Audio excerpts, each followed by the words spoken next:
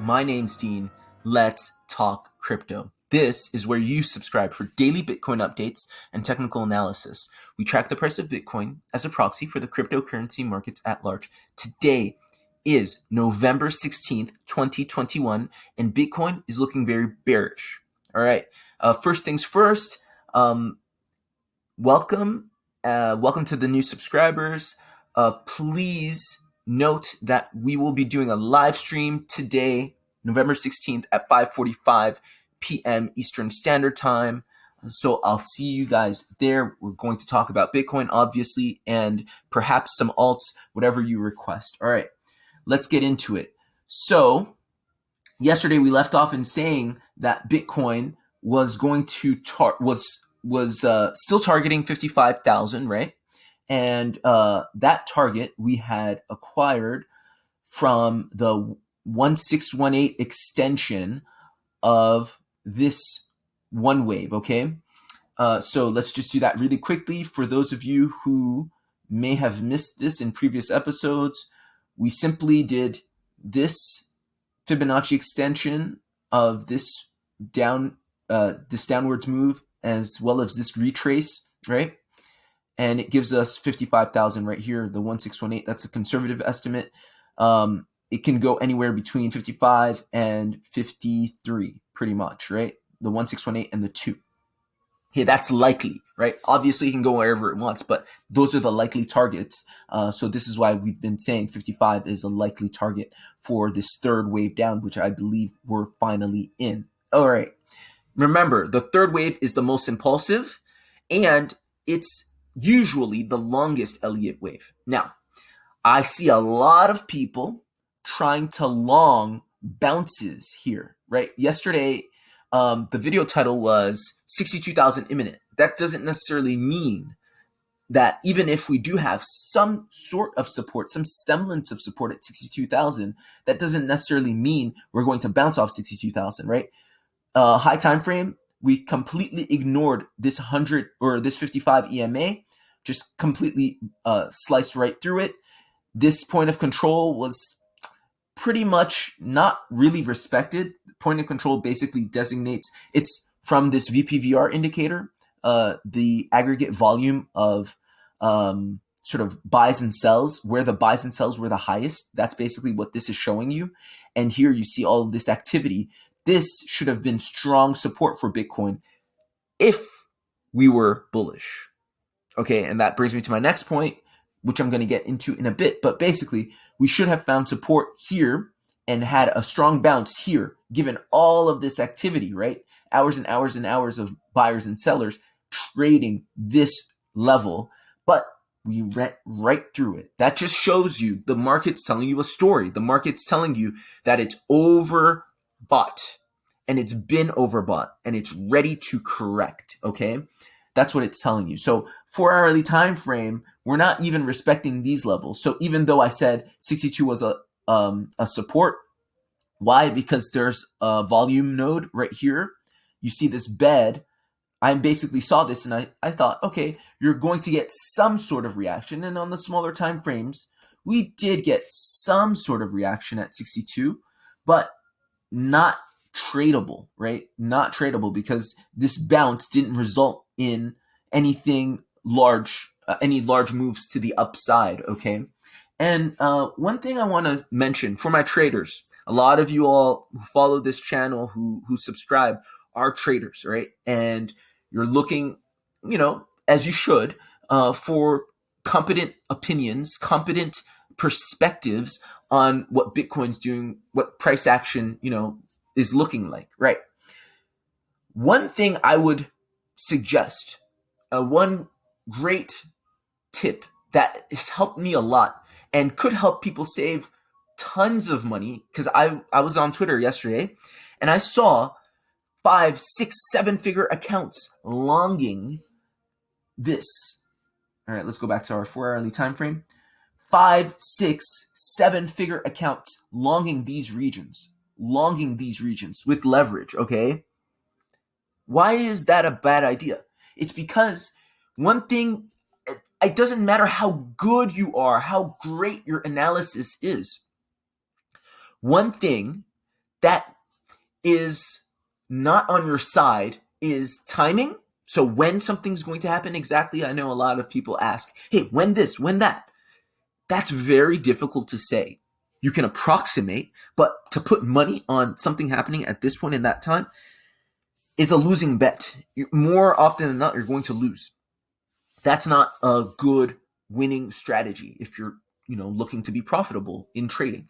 The second thing is when you're on a high time frame and you've clearly, what do you know? You have to know what you know what you don't know, okay? So I know that our dip started here, right? That's the start. That I know. Also, I know that this is the first candle, right? Right here. This is the first move down. This I know. I know that this was the retrace, okay? These are knowns. As from these knowns, I project or I extrapolate a target. That target is the 1618 and the 2, right? The high likelihood, high percentage, high probability target for the next wave down, okay? So I take 3 things I know, this, and this, and I turn it into a high likelihood, a high probability a fourth knowledge, right? That I know with high probability based on 3 other things that I know for a fact. You know what I don't know? Everything in between. Don't try to trade the stuff in between. Save your money. Don't try to trade the stuff in between. I hope you guys are listening. I hope you're listening. If you're a trader, do you see what I'm saying? High time frame analyses are more likely to play out, okay? So you stay on your high time frame, you do your setups on a high time frame. High time frame, I know this. So high likelihood 1618 to 2 is going on. Bitcoin is targeting 55K at the very least. You put your targets there. Very likely, high probability you're going to hit your 1618, okay? But where we're going to bounce, if we're going to bounce from 62, go back to 63.5, and we're going to go from, we're going to bounce to 64, all the stuff in between, you would need to go into smaller time frames to suss out. And this is a losing battle, okay? So look at this. Is this a 2-wave? Maybe not. Is this a 4-wave? Maybe not. Is this the end? Probably not. Is this part of the 4-wave? I don't know. How do you tell? It's very, very difficult. And because it's very difficult, it's not high probability trade, okay? And knowing what you don't know is one of the things that you need to master to become profitable in trading. Even though you know your theory, even though you know a lot of things, you got to know and recognize what you don't know so that you can trade what you do know to high probability, and you keep doing that, you will keep growing your account. I hope that makes sense. If you're getting value from this, like the video, share, subscribe to the channel, and let's move on. All right. That being said, we're waiting for 55K. And even then, we do not know that we're going to get a bounce because the target is between 55 and 53, right? Because we saw the inverse or the projection, the Fibonacci extension was between 1618 and 2. It goes 55 and then between 55 and 53. Now, once we get there, how can we tell that we're turning around and going to form a wave 4, okay? Because if this is wave 1, this is wave 2, wave 3 ends around 55, wave 4 is going to come up. When do we know we're going to go into wave 4? And by the way, wave 4 is not it's not a high probability trade either, but it's a small bounce for if you want to get into another short, if you want to get into the trend. So if you're longing or you're shorting, right? Get in wave 4, make an entry, but don't trade the wave 4, so to speak, right? Meaning you don't long the wave 4 in a downtrend, nor do you short the wave 4 in an uptrend, right? But you look for entries. I hope that makes sense, right? These are all trading strategies.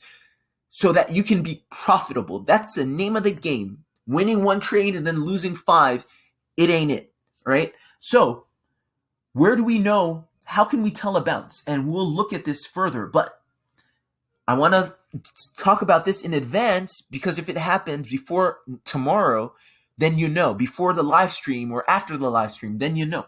One of the ways I use to long is this. And this is very tough. A lot of people lose a lot of money trying to find bottoms. How to catch bottoms. First and foremost, do not try to catch a falling knife. That's one of my rules. It's written in my trade journal. By the way, if you don't have a trade journal, get one. Meaning, a physical journal or e-journal, whatever. Just write rules down so you can become a disciplined, consistent trader. Don't try to catch a falling knife. That means I'm not going to put an order in at 55 or 53 and say, limit order for 55 and 53, and I'm going to wait for it to catch. That's doing it wrong. Why? Because you don't know. Because how do you set stops there? I can't set a stop at 55 if let's say, fine, I put it on 55 and I set my stop for 52 because I think the 2 is the maximum retracement. Maybe not. It's reckless. It's unnecessary. To catch a bottom, you need kind of a lot of, you need to use a lot of indicators, a lot of sort of tools, there need to be a lot of hints or signals that a bottom is in, right? Not just one thing. So one of the things I do is, first and foremost, I look left. If you're subscribed to the channel, you'll know what that means. I go on very high time frame and I look at my support and resistance, charting 101, support and resistance, looking left. What can provide support in terms of price action at those levels, okay? So if we look, let's put some lines at 55 and 53, right? More or less where we think we're going to find a bottom for this wave down. All right. So we see our on the 12-hourly time frame, we see our 55 EMA. This is this green line, 55 EMA. It's likely to get disrespected, to get completely ignored, okay? Because our target is down here somewhere. Our bed of support, our targets 1618 to 2 is down here somewhere. So unlikely that this will do anything. Now let's look left. Okay, we do see some price action here, some activity here. That's likely, okay, given that. We see a touch right here on the bottom of 53. Okay, that's likely. We see the VPVR does show a little bit of action here, but not too much, okay? So first, support and resistance.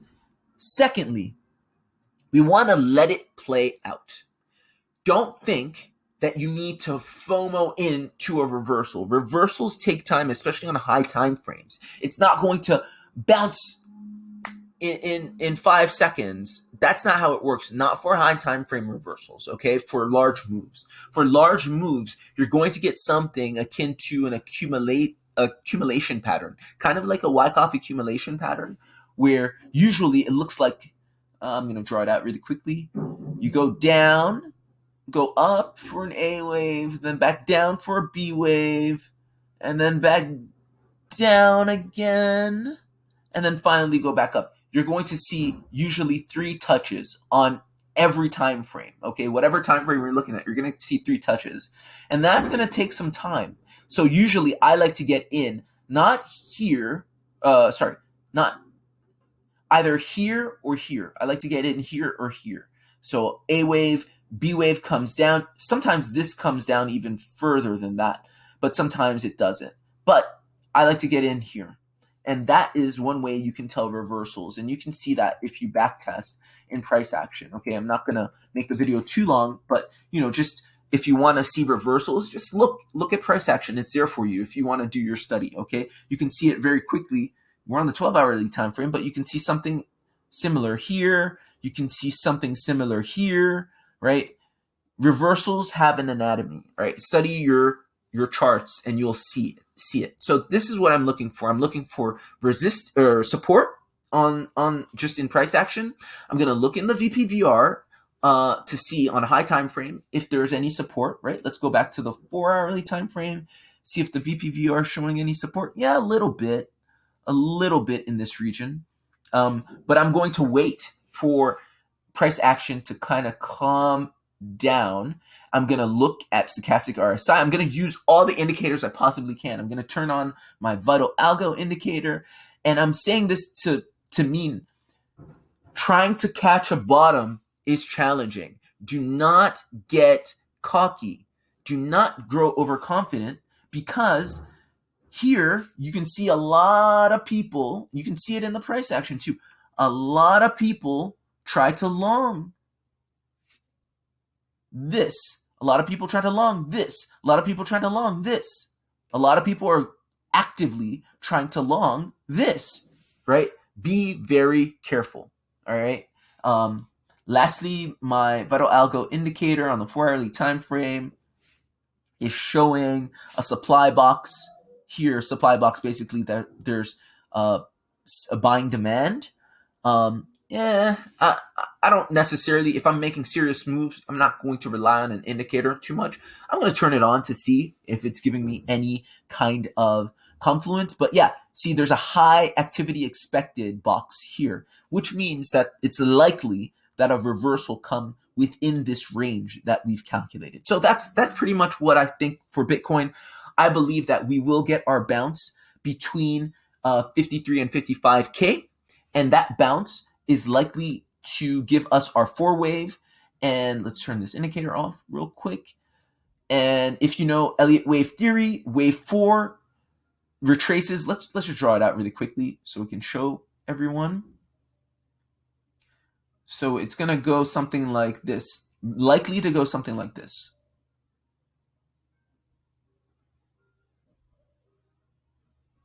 This third wave was massive, right?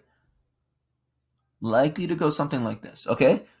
And remember, the wave 4 is going to retrace between the 236 and the 382 of wave 3, okay? So you pull the fib retracement from the beginning of wave 3 to the end. So anywhere between 236 and 382 is the retracement for wave 4, okay? So that's the expected bounce that we're getting. We're expecting to get a bounce up to the bottom of 60K, right?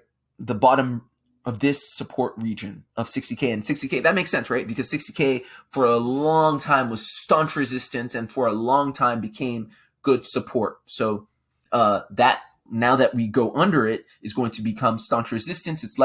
It's likely that price action retest that level like that. So that's what I'm seeing for Bitcoin. Be very careful with these intra-wave moves. Remember, this is the longest, the most impulsive wave. Don't mess with it. Be a trend-based trader here, not financial advice, but the trend is your friend here. The trend is down. If you're going to make an entry for a short, not for a long, all right? Hope this was helpful. Hope this was useful. I'll see you all later in the live stream at 5:45 p.m. Take care.